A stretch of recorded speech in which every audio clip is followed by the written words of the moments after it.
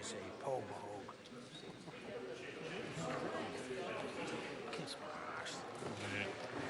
Got it. Kia ora mai tātou, tēnā tātou katoa. Members, the House is resumed. Before the dinner break, we were debating the Building Earthquake-Prone Buildings Amendment Bill. Is some member seeking the call? That was good. Matt Ducey. Thank you very much, Mr Chair.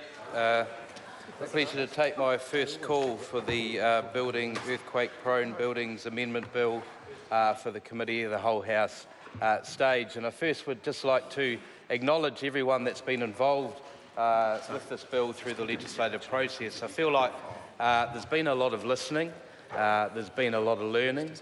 For my region of Canterbury, it's quite a sensitive issue as well, and I think where this bill currently lands is in a very good place. And there's just a few things I wanted to talk more specifically on, Mr Chair, and it was around clause 23 and a few of the sections there, 133 ABB and 133 AA. And basically, I think where section clause 23 is landing at the moment, it's giving people a framework, it's setting out very clear expectations, and it's ultimately giving confidence.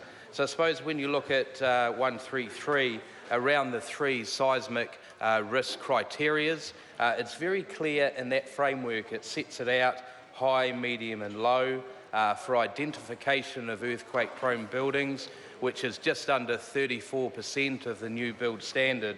There's 5, 10 and 15 years respectively, and then the subsequent response stage for strengthening those buildings. And if I can use my electorate, Mr Chair of Waimakariri, it's very often canvassed, we call it the Christchurch earthquakes, but of course what happened in my region was the Canterbury earthquakes, because an area like Waimakariri was very hard hit. But I'd call it the tale of three towns, because towns like Oxford, Rangiora and Kaiapoi clearly demonstrate different layers of this legislation, and specifically clause 23, about the impacts of the earthquake. So when you look at Kaiapoi, very hard hit, it was very visible from the buildings that the impact of the earthquakes. Then you would go 15 kilometres to a town like Rangiora, and you would look at the buildings on the high street and say, well, possibly they got away okay. But it wasn't until the buildings were inspected they realised there was a lot of buildings under the 34%. And those investors or building owners invested heavily into those buildings to bring them back up to code. So I think what we need is a very clear framework that gives people set times, expectations, because being a Cantabrian myself, I probably wouldn't have grown up in Christchurch thinking that we were at risk from such devastation. So we need some evidence-based approach that will allow people to have a very clear framework of expectations. But it's not only that, it's then the continuum either side. And section 23 clearly states that around the polar ends of that continuum of buildings that possibly don't need to be included and buildings that need to be prioritised. And it probably sounds common sense, but one of them obviously needs to be hospitals.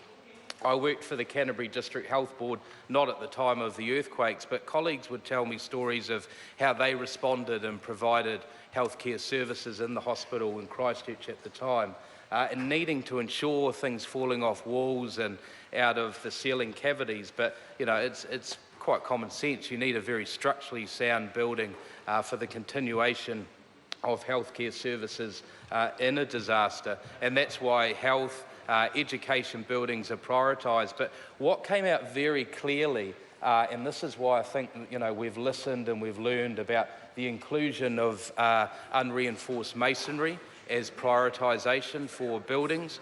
We know there was a lot of fatalities and injury caused by that in the Christchurch CBD, and we've seen that in the Rangiora High Street as well, Mr Chair.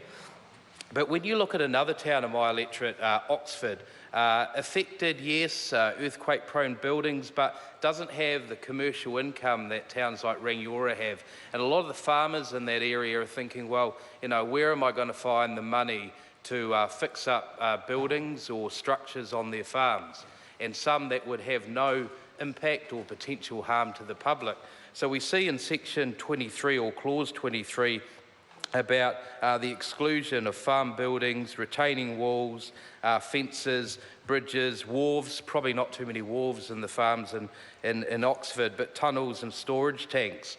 So I think overall it clearly identifies in section clause 23 about the continuum. It's not one size fits all, it's about understanding the best approach for that area.